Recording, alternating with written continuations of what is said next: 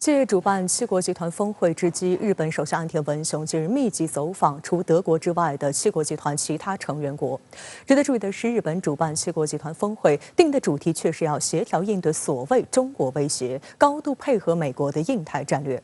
而在日本国内，岸田内阁的支持率已经跌落至约30%，这是日本民众对岸田不专心搞经济发出的强烈警告。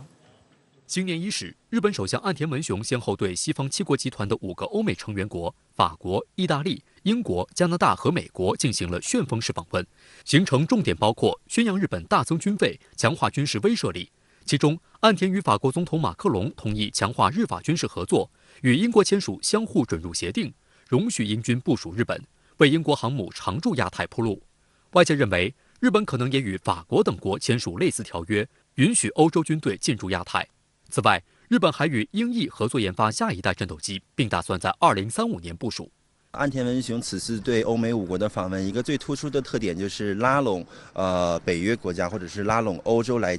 搅局这个亚太事务。以往北约很难在亚洲地区进行的这种联合军演，今后将变得越来越便利化。这也意味着北约呢将进一步干预和搅局亚太事务。但我们需要注意的是呢，北约已经将欧洲搞乱了，所以我们不能允许北约呢再将亚太或者再将世界来进一步的搞坏。岸田此次访问以军事议题为主导，受到舆论高度关注。尤其值得注意的是，在最后一站也是最重要的一站美国，日美还同步举行外长防长2+2会议。日本经济新闻批评称，名为外长防长会，但外交议题却几乎看不见，几乎全部聚焦军事。岸田本人也在美国智库演讲等多场活动中大肆鼓吹所谓中国威胁论，妄称乌克兰的情势可能是东亚地区明日要面对的局面。And Japan and the United States are currently facing the most challenging and complex security environment in recent history. 美国总统拜登给岸田点赞，称美日关系从未如此密切，并承诺在安全和经济事务与日本开展密切合作。Let me be crystal clear. The United States is fully, thoroughly, completely committed to the alliance, and more importantly, to Japan's defense.Working closely on tech and economic issues, including the Indo-Pacific Economic Framework. 拜登对岸田十分满意，因为去年底日本修订的3份安保文件几乎就是照抄了去年10月拜登政府发布的美国国家安全战略。日本上个月还公布了自2战以来最大规模的军备计划，计划将防卫费增加1倍，达到 GDP 的2%，并部署可以打击1000公里外舰船或陆基目标的导弹。日方在军事方面的大冒进得到美国的高度认可。在拜登同岸田会晤后发表的美日联合声明里，美方对日本加强防卫能力并强化外交努力的大胆领导作用表示赞赏。尤其值得警惕的是，美日联合声明还碰瓷台海，宣称两国维护台湾海峡和平与稳定的重要性，敦促和平解决两岸问题。在半导体方面，联合声明中还特别提到，美日将加强包括保护和促进半导体等关键新兴技术的发展。日本驻美大使还提前预告称，美国要求日本提高对华芯片装备出口禁令的配合程度。对此，在16号外交部例行记者会上，发言人汪文斌回应称，美日合谋上演诋毁中国形象、干涉中国内政、打压中国发展的闹剧，既十分虚伪，也十分危险。中方对此坚决反对，已就此向有关国家提出严正交涉。日本曾步入军国主义歧途，发动侵略战争，犯下严重反人类罪行，给地区和世界带来深重灾难，但日方非但不认真反省，反而再次表现出强军扩武的危险态势。日本防卫预算连续11年大幅增长，不断调整安保政策，大力谋求军力突破，还颠倒黑白地渲染地区紧张局势，为自身整军精武找借口，甚至谋求将北约引入亚太地区。汪文斌指出，日方所作所为不得不令人怀疑，日本正脱离战后和平发展轨道，重蹈历史覆辙的危险正在不断积聚。而美国对别国一再奢谈规则和秩序，但自身却是当之无愧的国际规则和秩序的头号破坏者。事实反复证明，美国从来不在乎什么规则或秩序，美国真正在乎的只有一件事，就是美国的霸权稳不稳。只要不符合美国的利益，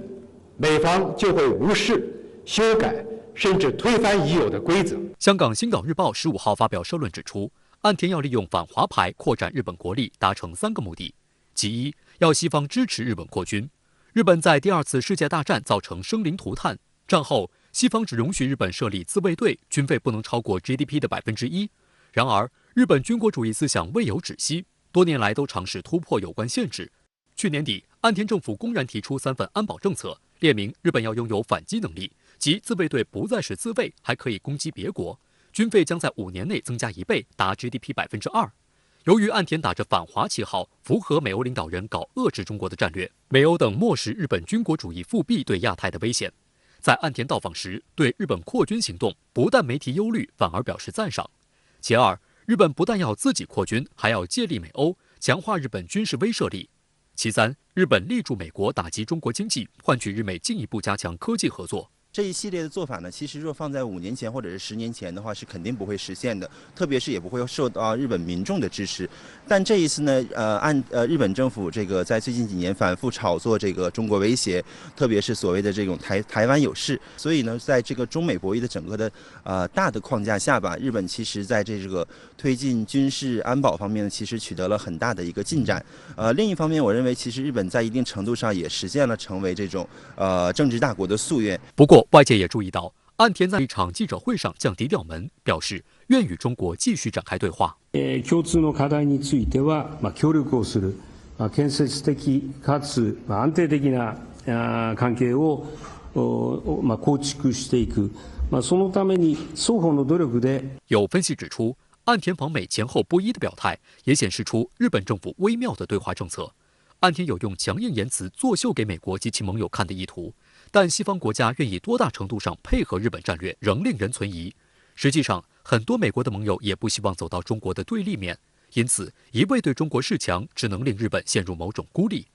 外界注意到，就在岸田与拜登会面当天，澳大利亚总理阿尔巴尼斯再次明确对媒体表示，自己将致力于发展澳中两国的关系。他强调，中国是澳方的主要贸易伙伴，让两国关系变得更加积极，符合双方利益。事实上，日本企图拉美国的虎皮当大旗，肆无忌惮扩张军力，并企图引乱入亚，受到地区国家高度警惕。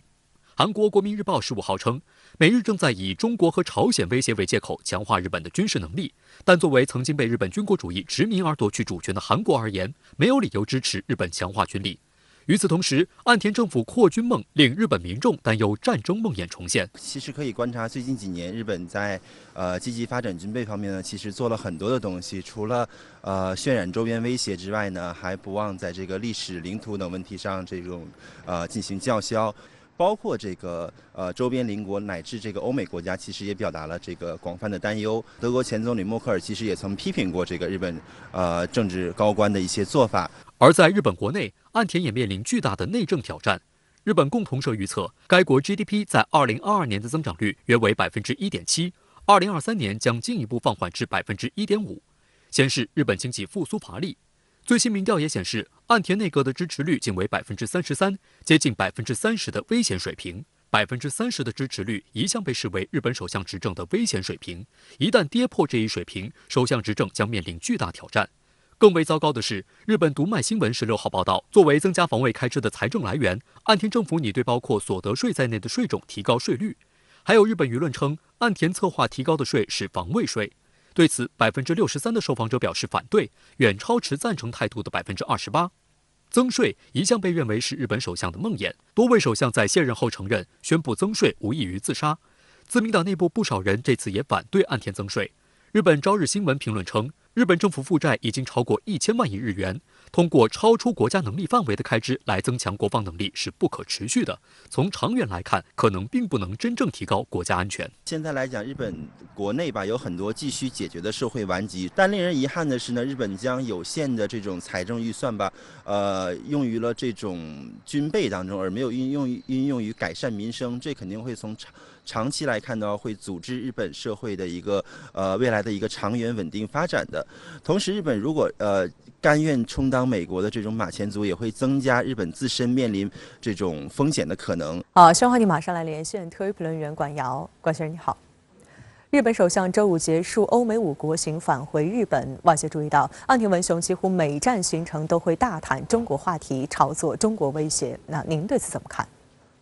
好的，主持人，现在地球人都知道了，日本首相岸田文雄就是最典型的那个外交双面人。2个月前，岸田在曼谷与中国最高领导人会晤，口口声声要构建建设性、稳定的日中双边关系。但是呢，开年首次外访欧美5国，岸田呢立马变脸了，处处对华捅刀子，那么干的都是最不建设性、最具破坏性的烂事儿。那么这其中呢，尤其以访问行程最后一站的这个表现为甚。那么无论是进白宫与拜登会谈2小时，发表联合声明，或者呢是在约翰霍普金斯大学国际高级研究院发表演说，那么岸田都是在大打中国牌，在鼓噪中国威胁。岸田上周5与拜登会谈之后，并没有共同见记者，那么这当然是因为美国总统掉进了情报文件门。拜登的死对头特朗普已经在社交媒体上在鼓噪 FBI 的特工应该像抄海湖庄园那样去抄拜登的家。那么西谚说，厨房里如果发现1只蟑螂，就一定能找到一堆。那么文件门越陷越深，拜登当然要躲记者。但是呢，共同作秀对华强硬，日美是毫不避讳的。联合声明就声称，美日军事同盟比以往任何时候都要强大，甚至抛出了美日同盟现代化的这个提法，也就是英文所谓 a modernized alliance。上周美国印太事务专员坎贝尔就曾经吹嘘说，美日正在给出在新的战略竞争时代现代化军事同盟打赢制胜的态势愿景图。那么美日同盟所谓现代化，就我个人观察，就是呢日本对美国的深度的军事绑定、军事安保合作的深度与广度都在全面拓展。岸田在约翰霍普金斯高级政策研究院发表政策演说时称，西方盟国应联合应对中国。那这又意味着什么呢？我们知道，拜登政府对华搞大国竞争，拉联盟是他的3大竞争手段之一，这是被明确写进白宫公布的国家战略报告的。现在看来呢，拉更多的盟国搞联手制华这一套，岸田他也玩得很溜。岸田上周5他出了白宫，就去了约翰霍普金斯高级政策研究院。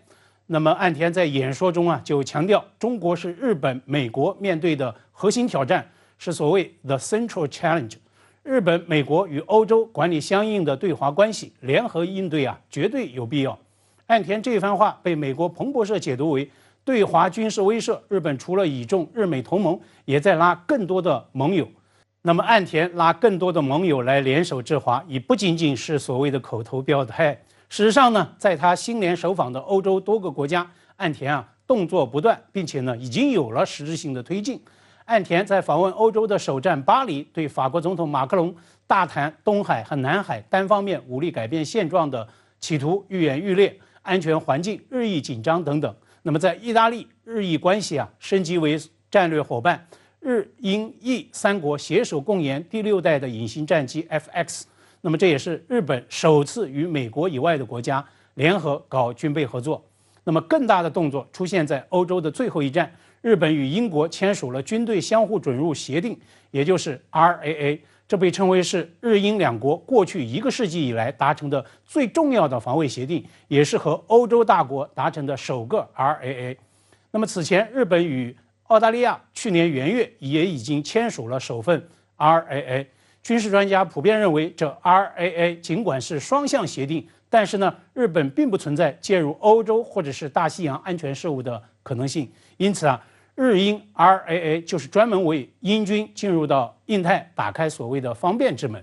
英澳都是美国主导的 AUKUS 安全联盟的成员。那么，鉴于美西方安全界一直在炒作所谓 AUKUS 扩容议题，美国外交杂志去年底就曾刊文明确鼓吹，日本应该成为 AUKUS 扩容第一候选对象。那么接下来的这个态势发展值得我们去关注。英日 RAA 会否向其他的欧洲大国复制，同样值得高度关注。日本以 RAA 作为抓手来助力推动北约介入印太事务，已然是明牌了。去年岸田首次应邀参加了北约扩大版的峰会，一个重要观察窗口就是未来日方参加北约峰会会不会变得常态化、机制化。2023年宏观形势年度论坛暨第4届中国智库国际影响力论坛16号在北京举办，外交部副部长谢锋做年度特别演讲，长达30分钟。谢锋分管美洲事务，多次接待美国高官访华。他表示，中美关系超越双边范畴，攸关世界前途命运，中美应该找到正确相处之道。一些国家为了赢得竞争优势，动用国家机器，霸占金融科技资源，违背市场规则和经济规律，大打关税战、贸易战、科技战、芯片战、规则战，企图压制和剥夺对方发展的权利，这是不正当的，也是见不得阳光的。封上别人的门，也将堵死自己的路。在年度特别演讲中，谢峰表示，开放是双向的，不能一边要求别人开放，一边关上自己的大门，这种做法自相矛盾，损人不利己。竞争应该是公平的、合理的，是你追我赶，而不是你死我活。谢峰说，开放是共赢的，打开大门的中国和张开怀抱的世界都从中获益良多。2013年至2021年，中国对世界经济增长的平均贡献率达到38.6%，超过七国集团贡献率的总和。谢峰说，近期中国因时因势优化调整疫情防控政策，进一步打开开放大门，不仅为中国经济企稳回升铺平道路，也为世界经济复苏注入新的动能，受到国际社会的普遍欢迎。中国在疫情严重时加强管控，一些国家要求中国开放。现在中国开放人员往来后，他们反而对中国无理设限，中国老百姓对此很不理解，很有意见。这些国家到底想干什么？对于那些不顾科学事实、大搞政治操弄、对华采取歧视性措施的国家，我们开展对等反制，理所当然。今年是人类命运共同体提出10周年，谢峰强调，10年来这一理念受到越来越广泛的欢迎和响应。构建人类命运共同体不是空泛理念，而是丰富实践；不是单打独斗，而是共商共建；不会一蹴而就，而需持续推进。各国都有发展权，大家好才是真的好。世界是多彩的，民主不可能只有一种模式。世界上不存在放之四海而皆准的普世价值。无论是文明冲突论还是历史终结论，都不符合时代潮流。思想根子还是唯我独尊，党同伐异。谢峰说，中美怎么办？世界都在看。无论是从中美建交44年来发展历程的纵坐标看，还是当前世界100年未有之大变局的横坐标看，都应该本着对历史、对世界、对人民负责的态度，找到造福两国、惠及世界的正确相处之道。相互尊重是中美交往互动的前提，和平共处是中美必须坚守的底线，合作共赢是双方应当争取的目标。中美冲突对抗，无论是冷战、热战，还是贸易战、科技战，最终将损害中美两国和世界各国利益。把中国定义为最重大的地缘政治威胁，搞针对中国的小圈子，效仿当年遏制前苏联那一套来打压中国，通过印太战略等地缘政治来围堵中国，注定是徒劳的。外交部副部长谢峰在今天的论坛开幕式上发表了主旨演讲。我注意到，在30分钟的演讲当中，谢峰是从经济、安全、文化等多领域出发，多次点到了合作这一词。谢峰谈到，没有哪个国家可以独自面对人类面临的各种挑战，要破解困局，就需要全球行动、全球应对、全球合作。那值得一提的是，中美关系是在谢峰的演讲当中占据了较大的篇幅。他引用了一句“环球同此凉热”来点出中美合作的必要性。此外，我在现场还了解到，整场论坛都是全程进行在线的直播，国际友人同样是能够观看到直播的内容。那相信外界也能很好的听见来自中国的声音。外交部官网显示，谢峰是部党委委员、副部长，他于1986年进入外交部工作，对美工作经验丰富。1993年至2014年间，谢峰一直从事对美外交工作，职务在外交部北美大洋洲司和驻美利坚合众国大使馆之间转换，担任过驻美使馆公使、北美大洋洲司司长等职。2017年，谢峰成为第6任外交部驻香港特派员公署特派员。2019年11月，美国国会参议院通过了涉港法案，企图插手香港事务。谢峰鲜有的以中国外交部驻港代表身份，召见美国驻港总领事史默克，批评美国有关政客逆时代潮流而动，为捞取个人政治资本，假人权、民主、自由之名，行混淆是非、颠倒黑白之实，支持黑衣暴徒违法行凶。2021年1月13号，奉调回京任职外交部副部长，分管政策规划、美大和拉美地区事务以及翻译工作。近年来，谢峰多次出现在中美重大外交事务的新闻中。2021年7月26号，谢峰在天津与来华访问的美国常务副国务卿舍曼举行会谈。他当时批评美方既要坏事做绝，还想好处占尽，在网上刷屏。他当时还当面指出，美方提出的对华竞争、合作、对抗政策3分法，就是遏制打压中国的障眼法。对抗遏制是本质，合作是权宜之计，竞争是话语陷阱。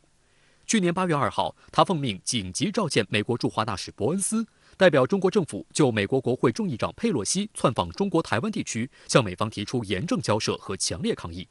去年底，谢峰在河北廊坊同来访的美国国务院东亚事务助理国务卿康达、白宫国安会中国事务高级主任罗森伯格举行会谈。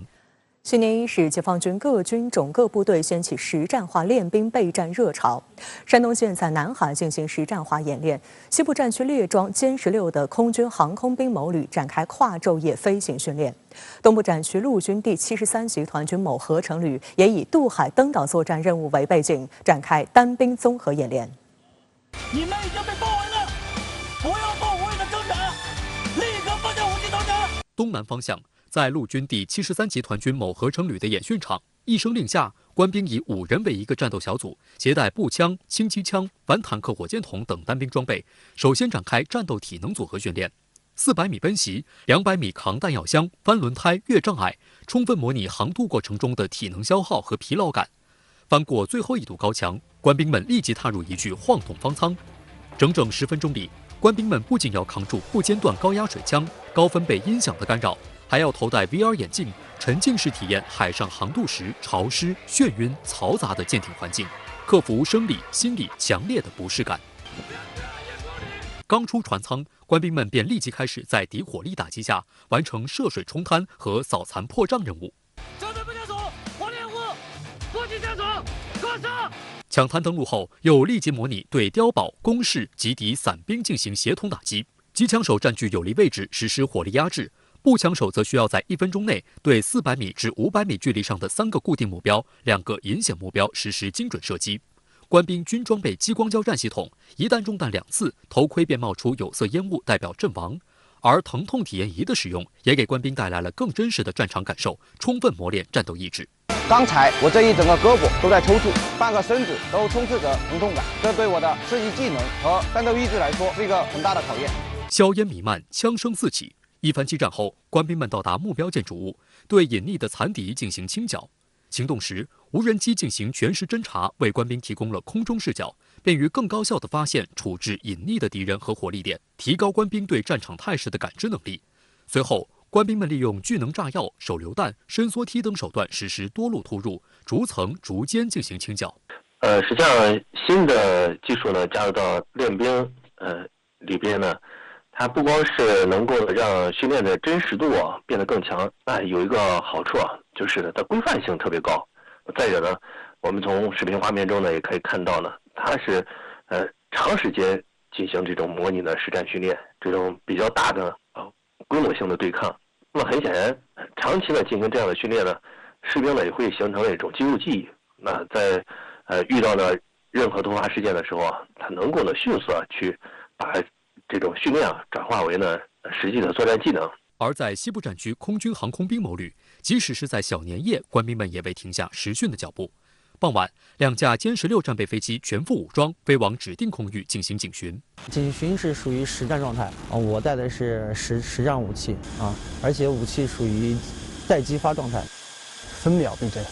你现在让我现在拿你，我现在就能上飞机。一线战斗员长期执行战备任务，一天当中最多的时候，战备起飞4到5个架次。他们会经常面临各种复杂军情。在一次夜间警巡中，李超遇到了2架异形机抵近，情况危急。因为对方是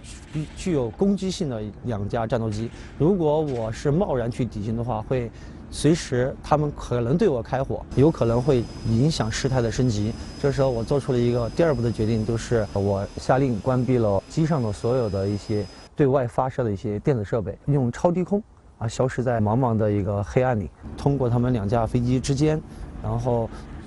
后做了一个同滚的动作，站在了他们的僚机的尾后。对方的飞机看我们已经占据了绝对的主动优势，然后他们也不敢轻举妄动。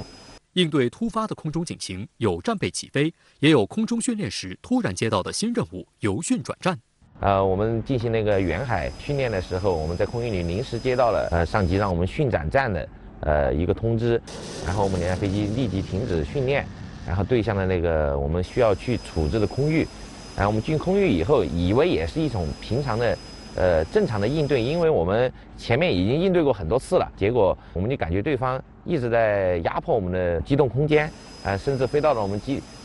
飞机接近我们的上面，当时我们就感觉不对了，然后我们2架飞机扣下来追着我，然后我的长机又追着他们俩，就相当于我们4架飞机在一个空战圈里面，直到我们到最后占优了以后，他们主动的就退出了。歼16战斗机呢，实际上是我国目前非常先进的一款的重型战斗机，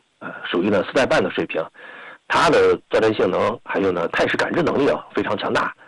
像飞到空中之后，马上呢就可以用雷达的搜索任务空域，那能够呢迅速的发现对方的飞机。这样一来的话，它可以呢做到呢远距离发现，迅速的去进行处置。那再有呢机动性很强啊，你从飞行员描述的这种情况呢就可以看出来，通过各种的机动动作，那做出来之后呢，对方很难去进行了有效的应对，再加上我们严格的训练，飞行员的高素质那就使得呢我们处置的空中突发情况呢能力呢就变得越来越强大。民进党主席补选投票，赖清德在无竞争的状态下当选，将在18号正式接任民进党主席。此次补选被视为赖清德参加2024年选举的起手式。尽管赖清德成功当选，但全台仅有17%的惨淡投票率。此外，台湾行政部门负责人是否辞职仍未定案，苏贞昌被批赖着不走，但即使苏贞昌辞职，接任的也大概率是蔡系人马。民进党15号进行党主席补选投票，当天台湾气温骤降，天气寒冷，民进党主席补选的选情也同样冰冷。即使在高雄、台南等绿色大本营，投票率也不足15%。最终全台投票率仅为17%，赖清德仅获得41840票支持。民进党的处境也比较艰辛，我希望我们党内的先进同志都能够共体时艰。民进党将在1月18号正式公告选举结果。据悉，赖清德任期将持续到2024年5月20号。前任党主席蔡英文在台湾地区9合1选举投票当晚宣布辞职，以示对仅拿到5席次县市长的选举结果负责。事实上，自蔡英文请辞后，赖清德接党主席早已成为定论，没有人出面挑战，也没有人提出疑虑。这场选举或许在很多绿营支持者心中被定义为走过场。分析认为，坚持来走过场的人也都是赖清德的死忠粉。补选投票前，赖清德曾在全台跑行程，向绿营基本盘支持者鞠躬道歉，意图冲高投票率，保证其顺利当选，营造所谓众望所归的党内高支持度，从而为其2024铺路。9合1的选举遭逢失败，但我们不能失志。清德有意扛起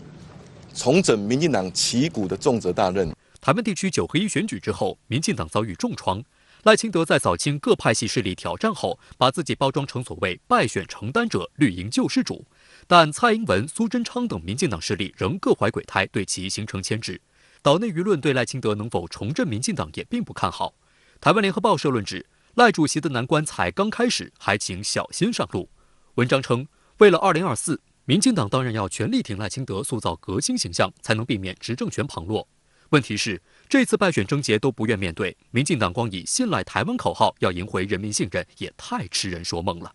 赖清德确实在这里头瞻前顾后，前有一些党员要求改革的声量这么大，后有蔡英文跟苏贞昌，你不要把声音灌到我身上，他的日子不会很好过的啊。可是问题是，如果他现在以赖清德头脑清楚，他不做这些改革，他也知道2024他一点希望都没有。而依旧挣扎着不肯让位的台行政部门负责人苏贞昌，近日宣布向岛内民众普发6000元新台币现金。该政策被质疑是撒币就官位。苏贞昌在多个场合自比是明朝末年的著名将领袁崇焕，岛内解读这是在暗批蔡英文和赖清德。袁崇焕不死，清兵怎么入关？岛内媒体分析，苏贞昌自比袁崇焕，反映绿营争权砍得刀刀入骨。他拿忠臣冤死的故事，自诩救驾有功，最后却被处以凌迟。不要像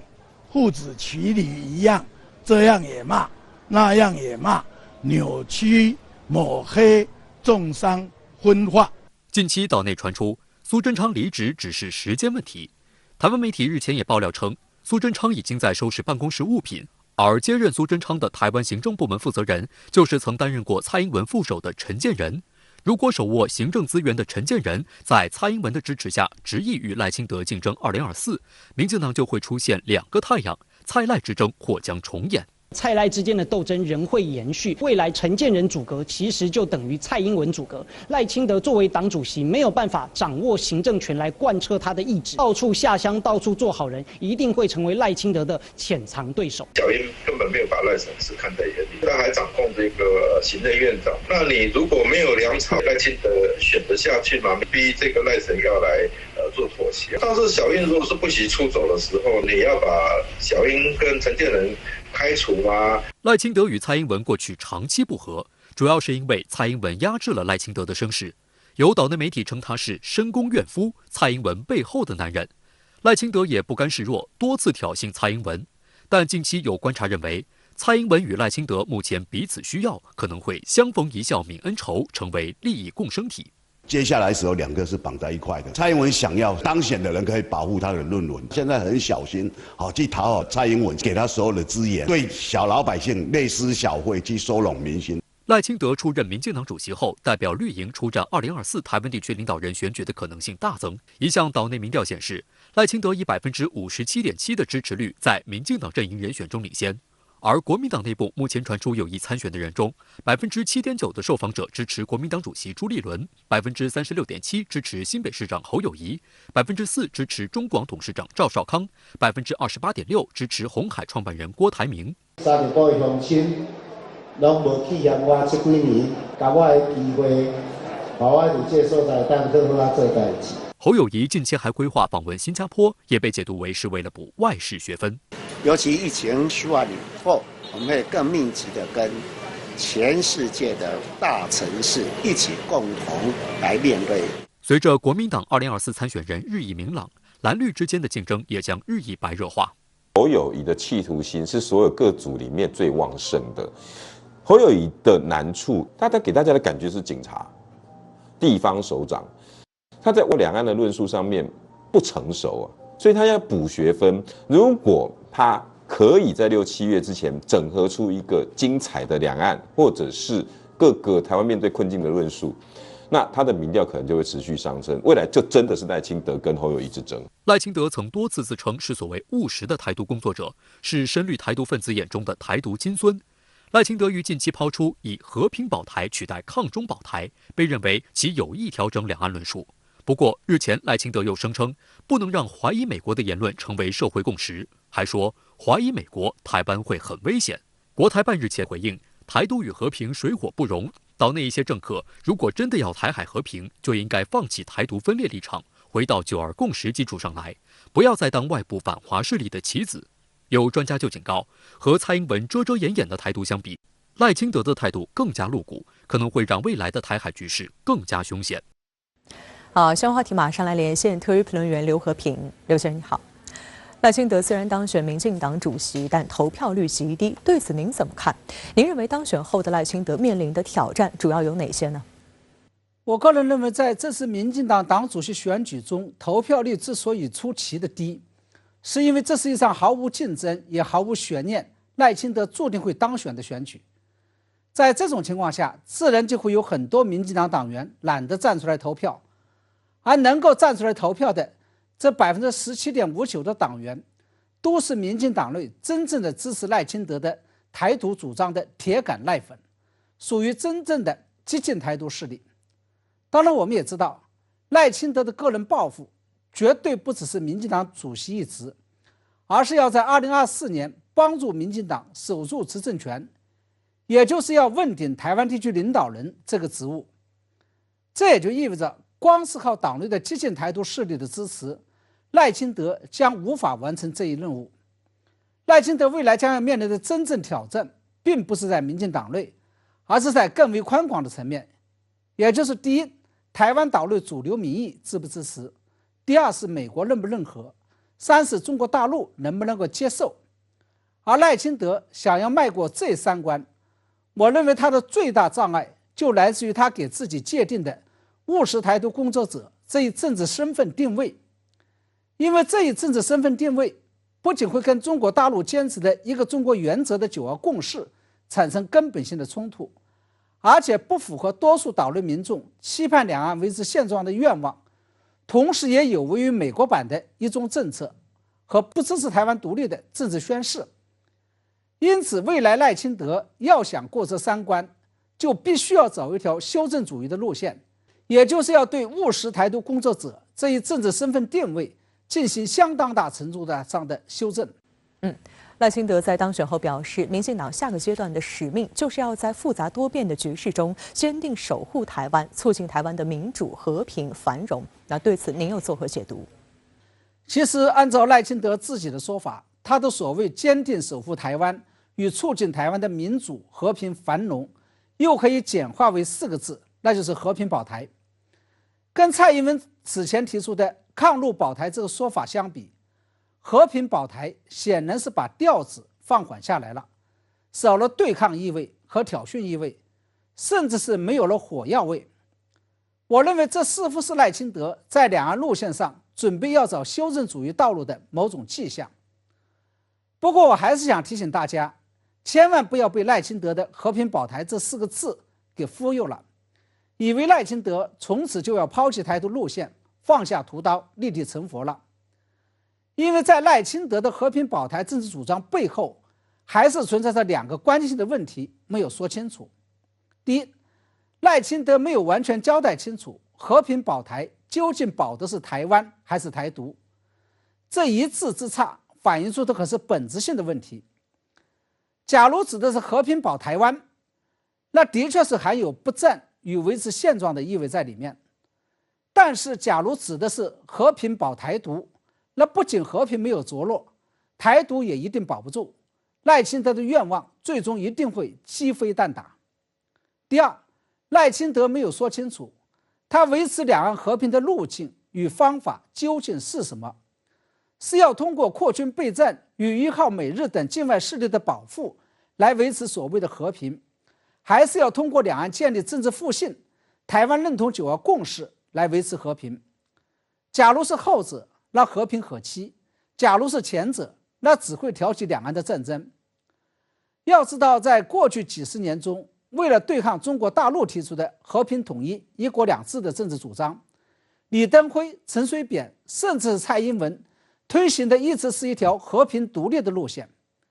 但是最终结果，不仅台独越来越变成遥不可及的痴心妄想，而且政治与军事对峙态势也在不断的升级。我们看到针对新北市市长侯友宜提出的"我们绝对不是强国的棋子"说法，赖清德立即反驳说，不能让以美论成为台湾的社会共识。对此您又怎么看呢？就连美国国内对于拜登的台湾政策也是充满着质疑，甚至是反对声音。比如最近一段时间以来，美国学界与媒体界就在激烈辩论拜登政府的纯军事导向的对台政策，质疑其以过度偏狭的军事手段来解决台湾问题，只会增加而非降低爆发战争的风险。然而在台湾，赖清德就把美国当成了是绝对正确与容不得半点质疑声音的上帝，提出了所谓的不可以美论。这样一种说法跟民进党长期以来倡导的所谓民主、进步、自由与包容的价值观念完全背道而驰，等于是在对台湾进行自我矮化，完全听从美国人的。那么值得注意的是，赖清德不仅不赞成质疑美国，甚至还表示不会改变蔡英文早前提出的所谓4个坚持的两岸路线。我认为这实际上就在一定程度上暴露出了赖清德潜意识中拥有的非常危险的独裁倾向。未来他极有可能会把台独列为岛内唯一的且不可怀疑的意识形态。我认为这无论是对于台湾还是对于两岸关系来说，都是一种非常危险的倾向。好，谢谢刘和平先生在线和我们分享您的观点。